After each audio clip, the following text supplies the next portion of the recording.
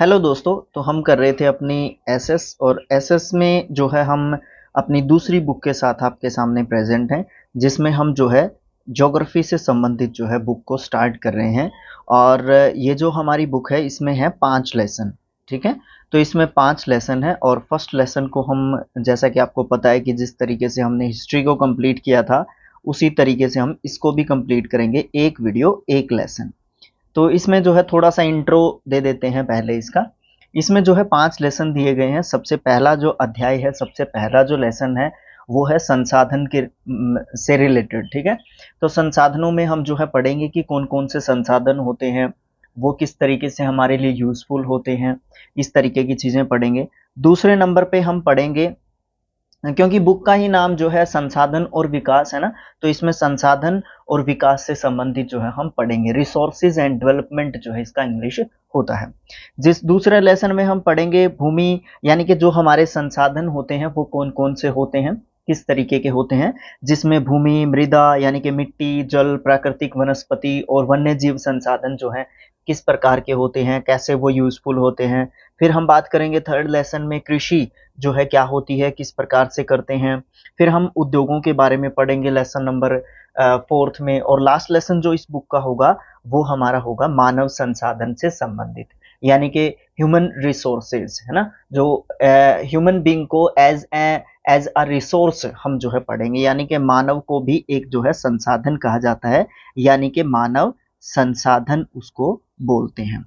तो चलिए बिना किसी देरी के हम अपना लेसन नंबर फर्स्ट जो है स्टार्ट करते हैं। हमेशा के लिए पीडीएफ जो है आपको मिलेगा अपने मेन चैनल के ऊपर, स्किल आईक्यू एजुकेशन आप सर्च करेंगे जैसे ही टेलीग्राम के ऊपर, वहां पे आपको पीडीएफ मिल जाएगा। बस यहाँ पे यूट्यूब पे शिक्षा और अध्ययन है, बाकी सब जगह पे आपको स्किल आईक्यू एजुकेशन को फॉलो करना है। देखिए अब लेसन नंबर फर्स्ट, तो शुरुआत वही लाइन टू लाइन ही करते हैं।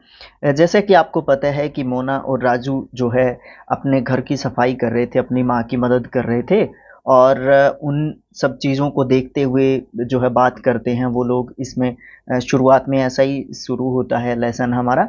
तो उसमें कुछ चीज़ें देखते हैं वो, जैसे कि कपड़े, बर्तन, पंखा, अनाज, शहद की बोतल, किताबें और भी बहुत सारी चीज़ें। तो मोना ने ये कहा इनमें से सारी चीज़ें ही जो है हमारे लिए उपयोगी रहती हैं, लेकिन इसलिए ये सबसे महत्वपूर्ण है। माँ ने उनको बताया कि ये सबसे महत्वपूर्ण है, लेकिन ये जो है क्या है, ये सारे के सारे हमारे संसाधन हैं। तो संसाधन क्या होता है? अम्मा ने राजू से जो है प्रश्न पूछा।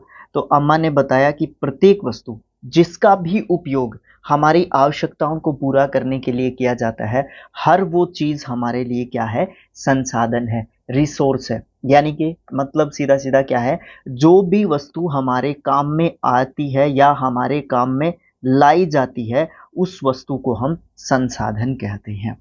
फिर आगे क्या हुआ?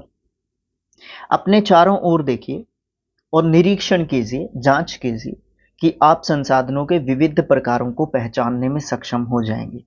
आप प्यास लगने पर जो जल पीते हैं, आप अपने घर में जो विद्युत यानी कि बिजली का उपयोग करते हैं, स्कूल से घर पहुंचने के लिए रिक्शा उपयोग करते हैं या कोई भी व्हीकल उपयोग करते हैं, पाठ्य पुस्तक जिसका उपयोग आप अध्ययन करने के लिए करते हैं, ये सारे के सारे यानी कि जो भी चीज़ें हम अपने उपयोग में लेके आते हैं, वो सभी चीज़ें हमारे लिए क्या होती हैं? संसाधन होती हैं। आपके पिता ने आपके लिए नाश्ता तैयार कर दिया है। उन्होंने जिन ताज़ी सब्जियों का उपयोग करके किया है, वो सारी सब्जियां भी हमारे लिए एक क्या है? संसाधन हैं। जल, विद्युत, रिक्शा, सब्जियां, पाठ्य पुस्तक, सभी में कुछ एक एक जैसा क्या है? इन सभी चीज़ों में एक ऐसी चीज़ क्या है जो हमारे लिए यूज़फुल बना देती है इनको, जो हमारे लिए इनको उपयोगी बना देती है? कि क्या ऐसी चीज़ है इन सब चीज़ों के अंदर जो हमारे लिए यूजेबल इनको बना देती है?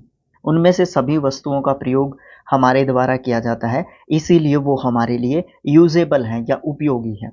एक वस्तु या पदार्थ की उपयोगिता या प्रयोज्यता उसको एक संसाधन का रूप दे देती है। प्रयोज्यता वर्ड थोड़े से हिंदी में टिपिकल होते हैं। तो कहने का मतलब क्या है कि जब भी किसी चीज़ के अंदर एक ऐसी क्वालिटी होती है, एक ऐसा गुण होता है जो इंसानों के या मानव के जो है काम में आ सकती है, वो जो है उसको किसका रूप दे देती है? संसाधन का रूप दे देती है। रिसोर्स का जो है यूजेबल बना देती है, रिसोर्स बना देती है उसको, ठीक है। उसके बाद राजू अब ये जानना चाहता था कि कोई भी वस्तु संसाधन कैसे बनती है। अम्मा ने बच्चों को बताया कि वस्तुएं उस समय संसाधन बनती हैं जब उनका कोई मूल्य होता है।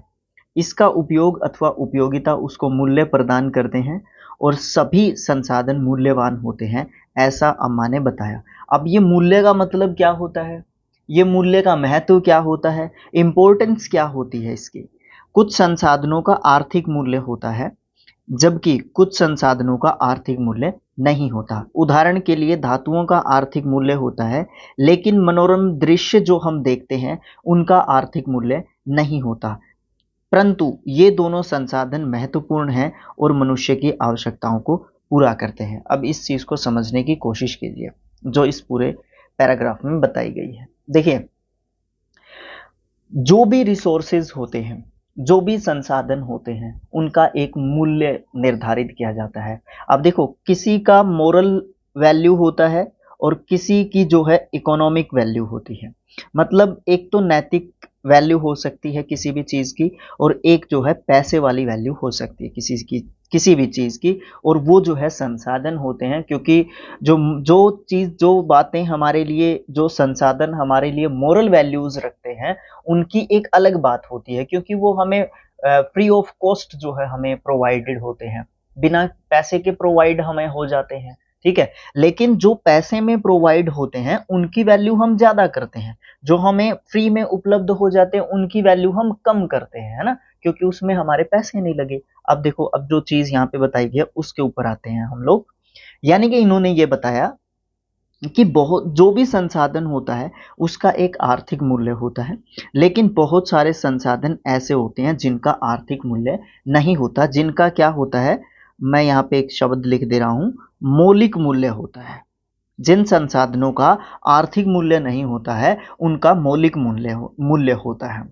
जैसे धातुएं हैं, उनका एक आर्थिक मूल्य होता है, लेकिन जो भी मनोरम दृश्य है, जो एक ब्यूटीफुल सी सीनरी है, हमें उसको देखने के पैसे थोड़ी ना लगते हैं, लेकिन वो ब्यूटीफुल सीनरी कब तक रहेगी? ऐसे ही अगर हम पेड़ काटते रहेंगे, या जो भी नेचुरल रिसोर्सेज हैं जो विदाउट फ्री ऑफ कॉस्ट जो है हमें हमारे लिए अवेलेबल रहते हैं, अगर हम उनको इसी तरीके से नष्ट करते रहेंगे तो किस तरीके से वो हमारी मोरल वैल्यूज जो है क्लियर कर पाएंगे, वो हमें कैसे मिलेंगे वो मनोरम दृश्य। तो ये चीज यहाँ पे बताना चाहता है। दोनों ही हम मनुष्य जो है अपनी आवश्यकताओं को पूरा करने के लिए यूज करते हैं, दोनों प्रकार के संसाधनों का, जिनका मौलिक मूल्य होता है या जिनका आर्थिक मूल्य होता है, दोनों, ठीक है। कुछ संसाधन समय के साथ आर्थिक रूप से मूल्यवान हो जाते हैं। आपकी दादी के घरेलू नुस्खों का आज कोई वाणिज्यिक मूल्य नहीं है, लेकिन यदि वे घरेलू नुस्खे पेटेंट करवा दिए जाएं तो उनका मेडिकल फर्म जो है उनको खरीद लेती हैं और उनकी क्या हो जाती है, आर्थिक रूप से वो मूल्यवान हो जाते हैं वो नुस्खे, ठीक है। अब यहाँ पे है ना एक नई चीज आ गई, क्या आ गई? पेटेंट। अब ये पेटेंट क्या होता है? देखिए, यहाँ पे इन्होंने बताया है कि पेटेंट का मतलब क्या होता है, कोई भी विचार या फिर कोई भी आविष्कार जिसके ऊपर एकाधिकार ले लिया जाता है। मतलब जो भी दादी या नानी के जो नुस्खे हैं उनको अगर किसी मेडिकल जो कंपनी है, किसी भी मेडिकल कंपनी ने अगर ले लिया है उनके ऊपर पेटेंट, तो अब वो दादी या नानी उस नुस्खे का यूज नहीं कर सकती। एक पीछे भी था। यहाँ पे जो है क्या है, आओ करके सीखें। अपने घर पर या कक्षा में उपयोग किए जाने वाले किन्हीं 5 संसाधनों के नाम आपने कमेंट बॉक्स में लिख के बताने हैं। उसके बाद हम बात करते हैं समय और प्रौद्योगिकी, टाइम, और जो भी जो है यूज की जाती है प्रौद्योगिकी, मतलब क्या होता है, जो भी मैकेनिज्म जो यूज किया जाता है, उसके 2 महत्वपूर्ण कारक हैं जो पदार्थों को संसाधन में चेंज कर देते हैं, परिवर्तित कर देते हैं। दोनों लोगों की आवश्यकताओं से संबंधित होते हैं। लोग अपने आप ही सबसे महत्वपूर्ण संसाधन हैं। लोगों के विचार, ज्ञान, आविष्कार और खोज ही हैं जो अधिक संसाधनों की रचना करते रहते हैं। प्रत्येक खोज और आविष्कार बहुत सारे दूसरे खोज और आविष्कारों के द्वारा जो है जनरेट किए जाते हैं। आग की खोज से खाना बनाने की पद्धति और अन्य प्रक्रियाओं का प्रचलन हुआ, जबकि पहिए की खोज से परिवहन का खोज हो गया था और भी बहुत सारी नवीनतम विधियों का विकास किया गया, डेवलपमेंट जो है होता गया। जल विद्युत बनाने की प्रौद्योगिकी ने तेजी से बहते हुए जल से ऊर्जा किस प्रकार से बनाई जा सकती है उसका आविष्कार हो गया और ये जो है एक महत्वपूर्ण संसाधन बन गए। तो कहने का मतलब यहाँ पे क्या है? कहने का मतलब यहाँ पे ये है कि जो सबसे महत्वपूर्ण जो संसाधन है ना, वो कौन है? मानव है। यानी कि जो हमारा 5th लेसन है ना इस बुक का, मानव संसाधन, वो सबसे महत्वपूर्ण संसाधन है और मानव को भी एक संसाधन यानी कि एक रिसोर्स के जो है कहा गया है, क्योंकि कोई भी रिसोर्स है, कोई भी संसाधन है, वो चाहे कच्ची अवस्था में यानी कि रॉ मटेरियल के रूप में उपलब्ध होता हो, तो उसको जो है डेवलप करके जो है विकसित करके मैकेनिज्म से या अपनी बुद्धि से किसी भी तरीके से उसको जो है विकसित करके एक यूजेबल आइटम के रूप में जो है बना लिया जाता है। तो सबसे महत्वपूर्ण जो है संसाधन कौन है? मानव है। तो इसने जो है एक चीज से दूसरी चीज को उपयोगी बनाया, एक चीज से दूसरी चीज बनाने में, एक चीज का यूज करके दूसरी चीज का आविष्कार करने में, है ना? तो इस तरीके की चीजें होती हैं और ये सारी की सारी चीजें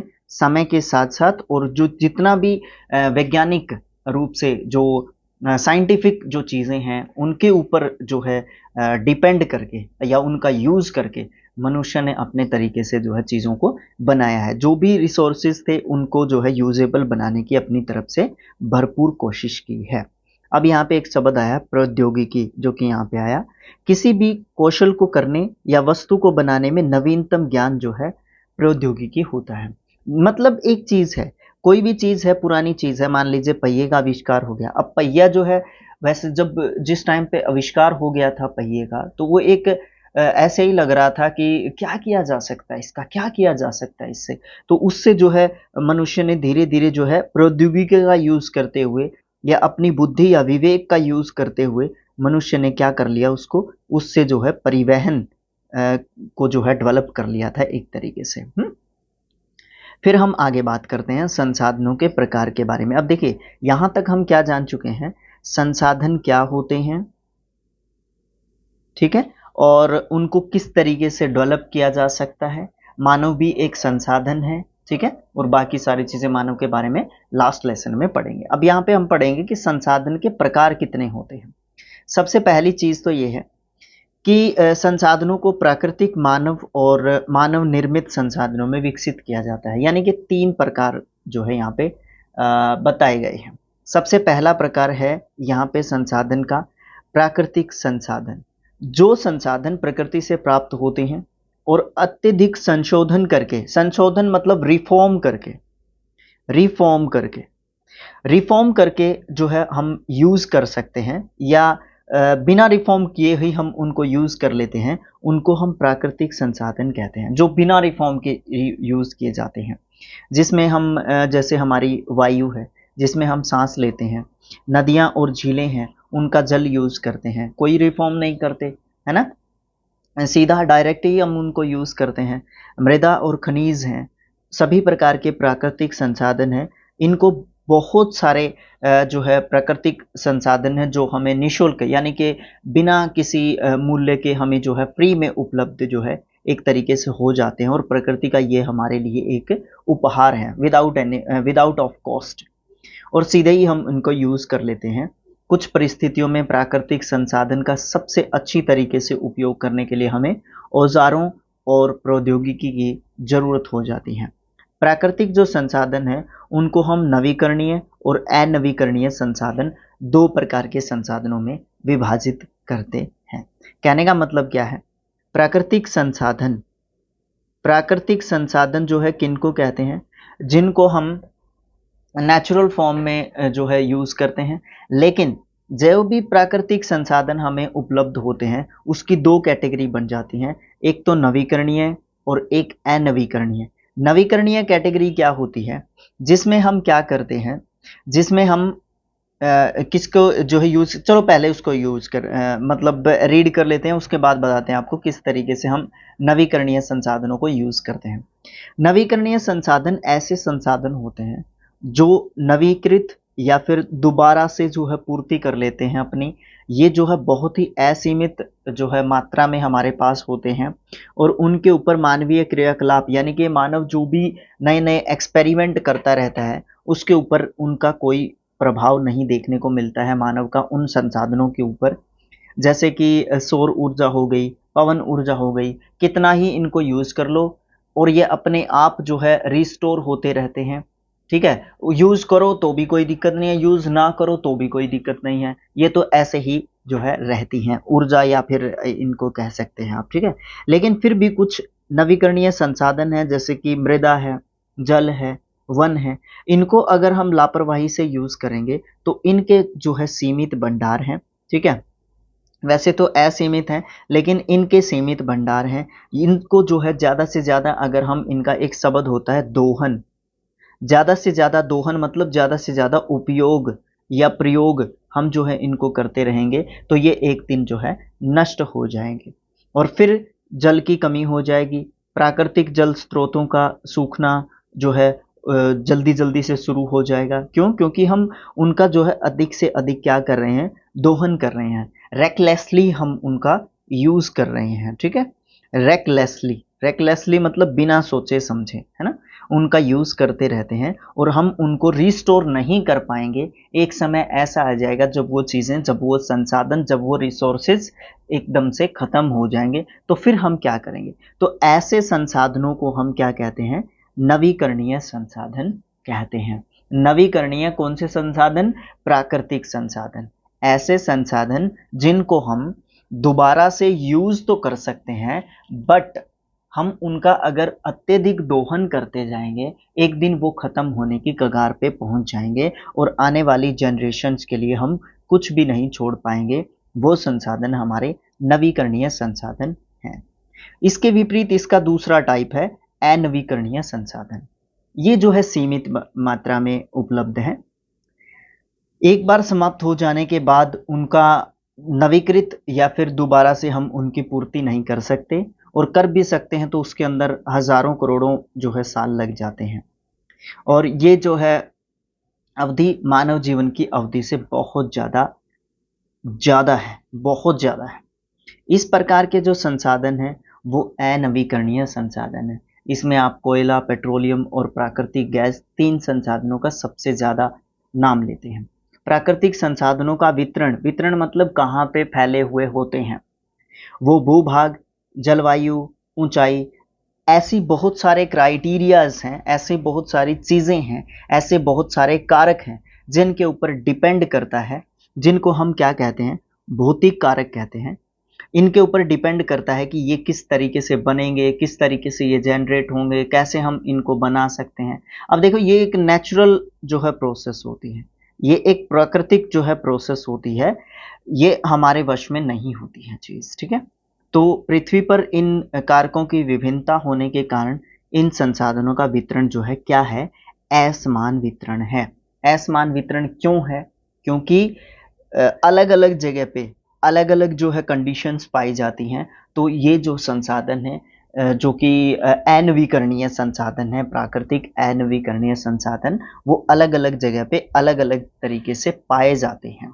ठीक है, संसाधन का भंडार, उपयोग, यह उपयोग के लिए संसाधन की उपलब्ध मात्रा होती है संसाधन का भंडार। उसके बाद प्राकृतिक संसाधनों के बारे में पढ़ लिया। अब हम बात करते हैं मानव निर्मित संसाधनों की। अब प्रकृति जो है हमें देती है, हम उसमें जो है चेंज करते हैं, तो अनवीकरणीय संसाधन भी हमने बना लिया है उनको। ठीक है, और अनवीकरणीय संसाधनों में जैसे कच्चा तेल हमें उपलब्ध होता है, अब हम उसको क्या करते हैं? रिफॉर्म करके हम उसको पेट्रोल बना लेते हैं, डीजल बना लेते हैं। ठीक है, या फिर गैस को परिवर्तित करके हम जो है यूजेबल जो है बनाते हैं। तो उसमें जो है प्राकृतिक संसाधनों में भी कहीं ना कहीं मानव का हाथ होता है, लेकिन कुछ ऐसे संसाधन होते हैं जो होते ही मानव निर्मित हैं। अब इसमें किस किस को शामिल करते हैं हम? इसमें किन किन संसाधनों का हम जो है कैटेगरी बनाते हैं या किन किन संसाधनों को हम इस कैटेगरी में रखते हैं। तो चलिए देखते हैं। कभी कभी प्राकृतिक पदार्थ जो है ऐसा संसाधन बन जाते हैं जब उनका मूल मूल रूप जो है चेंज करना पड़ जाता है, जैसे कि लौह अयस्क है। ये उस समय तक संसाधन नहीं था जब तक लोगों ने इसको लोहा बनाना नहीं सीख लिया था। लोग प्राकृतिक संसाधनों का उपयोग पुल, सड़क, मशीन और वाहन बनाने में यूज करते हैं, और भी बहुत सारे यूज होते हैं। इनको हम मानव निर्मित संसाधन कहते हैं। प्रौद्योगिकी भी एक मानव निर्मित संसाधन है, क्योंकि इसका यूज करके ही हम एक जो है नेचुरल फॉर्म जो होती है किसी भी संसाधन की, उससे हम जो है अलग फॉर्म में जो है उस संसाधन को चेंज कर लेते हैं यूजेबल बनाने के लिए। तो वो भी जो है एक प्रकार से प्रौद्योगिकी भी क्या है, एक मानव निर्मित संसाधन है। इसलिए हम जैसे लोग जो है प्राकृतिक संसाधनों का उपयोग करके मानव निर्मित संसाधन जो है बनाते हैं। तो मोना ने समझाते हुए ये बताया और राजू ने हाँ में जो है इसका सिर हिलाया। राजू और मोना का तो क्या है, ये तो बच्चे हैं, इनसे हम समझ रहे हैं, ये आपस में बात कर रहे थे घर की सफाई करते समय। तो कहने का मतलब क्या है, हम प्राकृतिक संसाधनों के बारे में पढ़ चुके हैं, मानव निर्मित संसाधनों के बारे में पढ़ चुके हैं। मानव निर्मित संसाधन क्या होते हैं? मानव निर्मित संसाधन उन संसाधनों को कहते हैं, उन रिसोर्सेज को कहते हैं जिनको हम मूल रूप से अपने यूज के लिए किसी दूसरी जो है वस्तु में चेंज कर देते हैं। ठीक है, अब तीसरे और महत्वपूर्ण संसाधन की बात करते हैं, मानव संसाधन की। लोग और अधिक संसाधन बनाने के लिए प्रकृति का सबसे अच्छा उपयोग तभी कर सकते हैं जब उनके पास ऐसा ज्ञान, कौशल तथा प्रौद्योगिकी प्रौद्योगिकी उपलब्ध हो। ऐसे ही हो जाता है कई बार। इसलिए मनुष्य एक विशिष्ट प्रकार का संसाधन है, या मैं ये कहूँगा कि सबसे महत्वपूर्ण संसाधन है ना, कौन है? मानव है। क्योंकि अगर मानव ही नहीं होगा तो प्राकृतिक संसाधन ऐसे ही पड़े रहेंगे, हम उनका यूज ही नहीं कर पाएंगे, है ना। फिर क्या बात करते हैं, लोग मानव संसाधन है। शिक्षा और स्वास्थ्य लोगों का बहुमूल्य संसाधन बनने में मदद करते हैं। शिक्षा और स्वास्थ्य कैसे करते हैं ये आप जानते हैं भली प्रकार से। अगर मानव स्वस्थ ही नहीं होगा, मानव शिक्षित ही नहीं होगा, उसको किसी चीज़ का नॉलेज ही नहीं होगा, तो उसको यूज़ कैसे कर पाएगा या यूजेबल उसको कैसे बनाएगा। इसीलिए मानव जो है बहुमूल्य संसाधन है। ठीक है, और शिक्षा और स्वास्थ्य मानव का एक संसाधन को विकसित करने में कितनी मदद करते हैं ये मुझे बहुत ज़्यादा बताने की ज़रूरत नहीं है। अधिक संसाधनों के निर्माण में समर्थ बनने के लिए लोगों के कौशल यानी कि लोगों का स्किल्ड होना बहुत महत्वपूर्ण है। स्किल्ड होना, स्किल मतलब कौशल, आपके अंदर एक ऐसी चीज जो आपको अलग बनाती है, जो आपको किसी भी चीज को करने में मदद करती है। तो इसलिए लोगों के कौशल में सुधार करना मानव संसाधन विकास कहलाता है। अब यहाँ पे एक पॉइंट है, मानव संसाधन से अभिप्राय क्या है? लोगों की संख्या और योग्यता। योग्यता मतलब मानसिक भी और शारीरिक भी, यानी कि एक आदमी को, एक मनुष्य को मेंटली और फिजिकली दोनों तरीके से फिट एंड फाइन होना पड़ेगा, तभी हम जो है एक यूजेबल रिसोर्स हो सकते हैं। यद्यपि मानव से संसाधन बनने के संदर्भ में अनेक लोगों में मतभेद हैं, इतना होते हुए भी इस तथ्य से इनकार नहीं किया जा सकता कि मानव जो है उसकी कुशलताएं भौतिक पदार्थ को मूल्यवान संसाधन बनाने में मदद जरूर करती हैं। तो मानव संसाधन किसको कहते हैं? संसाधन कितने प्रकार के होते हैं? सबसे महत्वपूर्ण संसाधन कौन सा है? मानव एक संसाधन है, क्यों नहीं है? ठीक है, तो ये सब चीजें जो है एक मानव को यानी कि मनुष्य को एक जो है महत्वपूर्ण संसाधन माना जाता है। क्यों? या एक मानव जो है एक महत्वपूर्ण संसाधन हो सकता है, कैसे हो सकता है? या मानव को एक महत्वपूर्ण संसाधन बनने में शिक्षा और जो है स्वास्थ्य का महत्वपूर्ण जो है योगदान होता है, कैसे, है ना। ये सब चीज़ों के जवाब जो है हमें आने चाहिए। उसके बाद हम बात करते हैं कंजर्वेशन की, यानी कि संरक्षण की। किसका? संसाधनों का। अब हमारे पास संसाधन है, मानव भी है जिसके पास बुद्धि और विवेक है, प्रौद्योगिकी है उसके पास, वो जो है स्किल्ड है, उसके पास ऐसा कौशल है जिससे वो एक संसाधन को दूसरे संसाधन में चेंज कर सकता है। अब उनका संरक्षण भी करना जरूरी है, उनका कंजर्वेशन भी करना जरूरी है। अब हम किसी भी चीज को रेकलेसली ऐसे ही यूज करते रहेंगे तो एक दिन वो चीज क्या हो जाएगी, खत्म हो जाएगी, है ना। तो इसलिए उसका संरक्षण भी करना जरूरी है। अब जैसे मोना ने एक बुरा स्वप्न देखा, उसने देखा कि पृथ्वी पर सारा जल सूख गया है, सारे पेड़ कट गए हैं, वहां पर ना कोई छाया थी, ना कुछ खाने पीने के लिए था, लोग परेशान हो रहे थे, चारों तरफ भोजन और चाय की तलाश में निराश घूम रहे थे। उसने अपनी माँ को अपने सपने के बारे में बताया और उसने पूछा, अम्मा क्या यह सच में हो सकता है? तो अम्मा ने उत्तर हाँ में दिया। यदि हम नवीकरणीय संसाधनों के प्रति सतर्क नहीं रहते हैं तो वे बहुत ही दुर्लभ हो जाते हैं। दुर्लभ मतलब मुश्किल से जब भी कोई चीज मिलेगी, ठीक है, मुश्किल से जब भी कोई चीज मिलेगी वो दुर्लभ हो जाती है, जो दिखे ही ना जो चीज, जिसकी संख्या कम होती जाए, और अनवीकरणीय संसाधन निश्चय ही समाप्त हो जाते हैं। राजू ने पूछा, हम इसके लिए क्या कर सकते हैं? बहुत कुछ कर सकते हैं, माँ ने उत्तर दिया। आप जो है दोस्तों से बात नहीं करते क्या इस बारे में कि हम इन संसाधनों का किस प्रकार से क्या कर सकते हैं, कंजर्वेशन कर सकते हैं, इनको जो है क्या कर सकते हैं, रोक के रख सकते हैं, इनको क्या कर सकते हैं, बचा सकते हैं, ठीक है, उनका संरक्षण कर सकते हैं। अब संसाधन संरक्षण क्या होता है ना। संसाधनों का सतर्कतापूर्वक उपयोग करना और उन्हें नवीकरण के लिए समय देना संसाधन संरक्षण कहलाता है, कंजर्वेशन ऑफ रिसोर्सेज कहलाता है, ठीक है। या फिर अकेला कंजर्वेशन से भी हम समझ जाते हैं। संसाधनों का उपयोग करने की आवश्यकता और भविष्य के लिए उनके संरक्षण में संतुलन, एक बैलेंस बनाए रखना है कि हमें नीड कितनी है, जरूरत कितनी है, आवश्यकता कितनी है, और उनको हम फ्यूचर के लिए किस प्रकार से कंजर्वेट कर सकते हैं, संरक्षित कर सकते हैं। इन दोनों चीजों के बीच में एक बैलेंस बनाना पड़ेगा। उसको हम जो है क्या कहते हैं, सतत पोषणीय विकास कहते हैं, इंग्लिश में सस्टेनेबल डेवलपमेंट। ये एक थोड़े सा वाइड में अगर इसके बारे में बताना चाहूं मैं आपको, सस्टेनेबल डेवलपमेंट रखे हैं 17 गोल्स हैं। गोल्स मतलब आप जानते होंगे, लक्ष्य। तो सस्टेनेबल डेवलपमेंट्स होते हैं 25 तक। 17 सस्टेनेबल गोल्स को जो है अचीव करने का लक्ष्य रखा है, किसने, यूएन ने, यूनाइटेड नेशंस ने, ठीक है।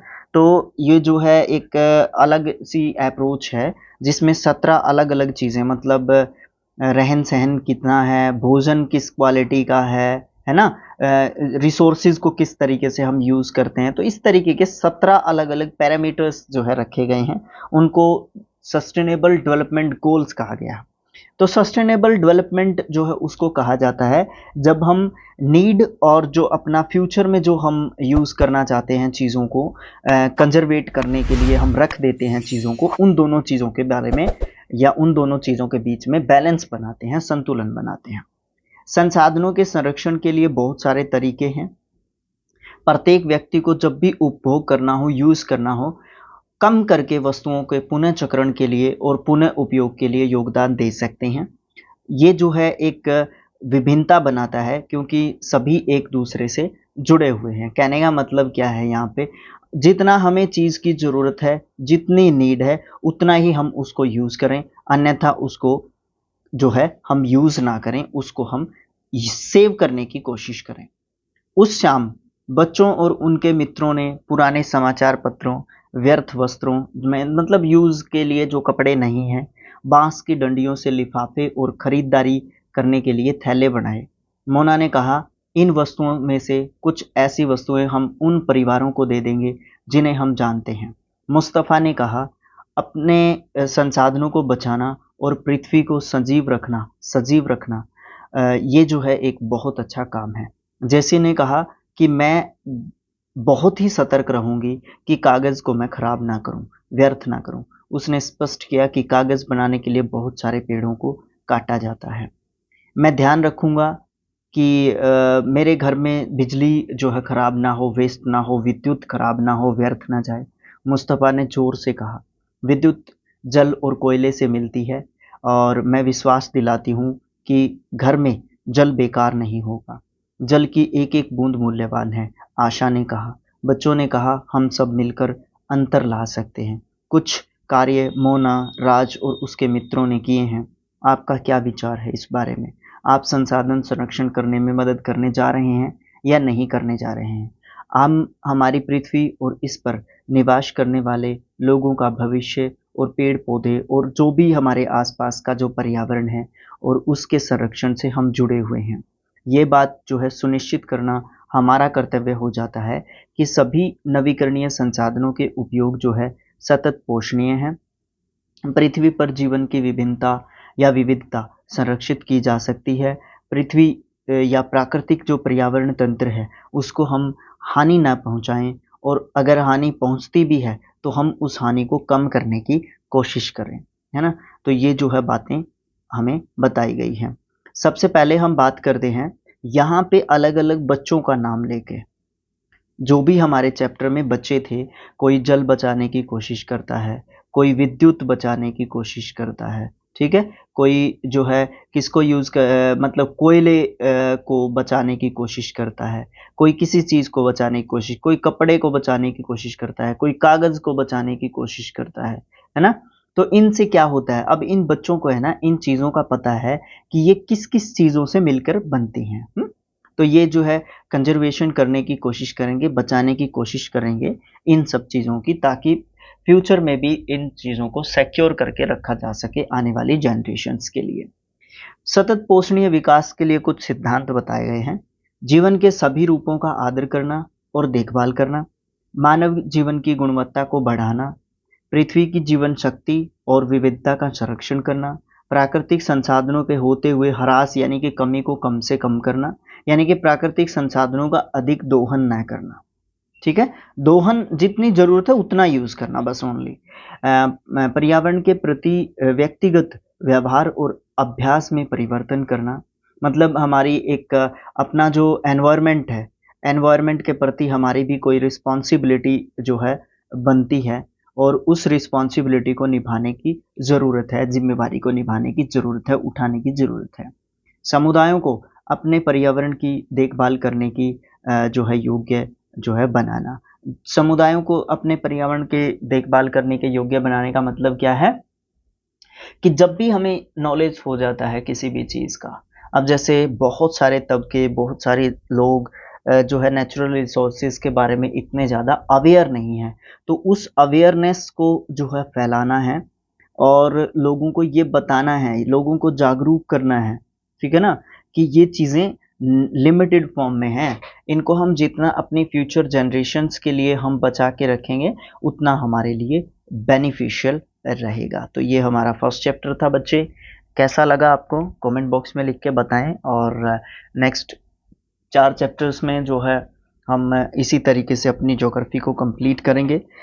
एक्सरसाइज अगर आप कहेंगे तो हम बना देंगे, नहीं तो क्वेश्चंस को हम ऐसे ही पढ़ा देते हैं, बता देते हैं कि क्या ज़रूरी है क्या नहीं है, क्वेश्चंस को समझा देते हैं आपको। बाकी आप जैसे हिस्ट्री में हमने कहा था कि आप अगर कहेंगे तो क्वेश्चंस को भी बना देंगे, नहीं कहेंगे तो कोई दिक्कत नहीं है, आप लेसन को समझें।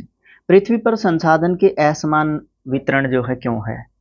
अब आप जानते हैं कि किस तरीके से जो है अलग अलग जो है फॉर्म में और अलग अलग जगह पे अलग अलग तरीके से अलग अलग रिसोर्सेज जो है हमें मिलते हैं। ऐसा क्यों है, फिजिकल कंडीशंस के कारण, है ना।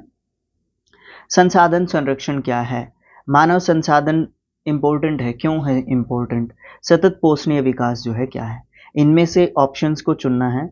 कौन सा संसाधन को निर्धारित नहीं करता है, उपयोगिता, मूल्य, मात्रा। कौन निर्धारित नहीं करता है, बाकी करते होंगे दो, एक नहीं करता है। कौन सा है मानव निर्मित संसाधन, कैंसर उपचार की औषधियाँ हैं, झरने का जल है, उष्णकटिबंधीय वन है। ये कौन सा जो है इनमें से तीनों में से मानव निर्मित संसाधन है। और कथन को पूरा करना है। अनवीकरणीय संसाधन खाली स्थान होते हैं, सीमित भंडार वाले होते हैं, मनुष्य के द्वारा निर्मित होते हैं या निर्जीव वस्तुओं से बने हुए होते हैं। तो मैं आपको कहूँगा कि क्वेश्चन नंबर 2 जो है उसके जवाब आपने कमेंट बॉक्स में लिखने हैं। तो thanks for watching, thank you so much. PDF के लिए आप कहाँ पे जाएंगे, स्किल IQ एजुकेशन टेलीग्राम। और अगर आपने स्किल IQ एजुकेशन को सब्सक्राइब नहीं किया है तो उसको भी जो है बच्चे आप जरूर से सब्सक्राइब कर दें। तो thanks for watching, thank you so much.